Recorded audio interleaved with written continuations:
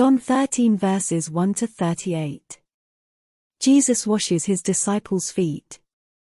It was just before the Passover Festival. Jesus knew that the hour had come for him to leave this world and go to the Father. Having loved his own who were in the world, he loved them to the end. The evening meal was in progress, and the devil had already prompted Judas, the son of Simon Iscariot, to betray Jesus. Jesus knew that the Father had put all things under his power, and that he had come from God, and was returning to God. So he got up from the meal, took off his outer clothing, and wrapped a towel round his waist. After that, he poured water into a basin and began to wash his disciples' feet, drying them with the towel that was wrapped round him.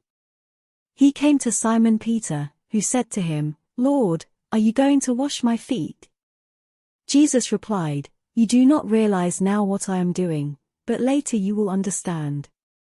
"No," said Peter, "you shall never wash my feet." Jesus answered, "Unless I wash you, you have no part with me." "Then Lord," Simon Peter replied, "not just my feet but my hands and my head as well."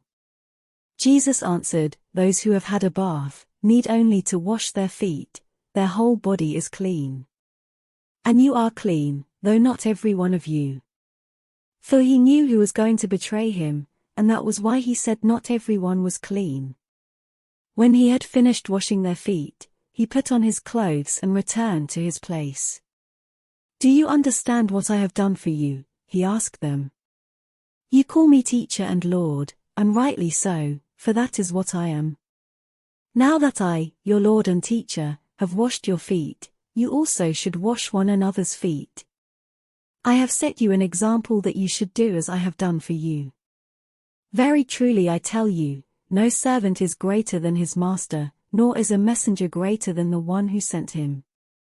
Now that you know these things, you will be blessed if you do them." Jesus predicts his betrayal.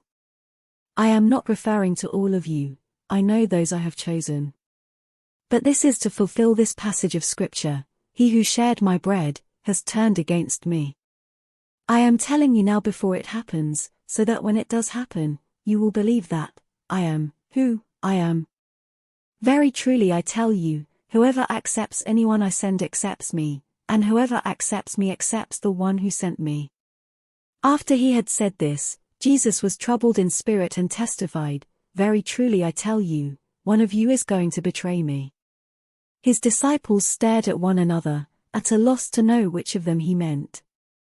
One of them, the disciple whom Jesus loved, was reclining next to him.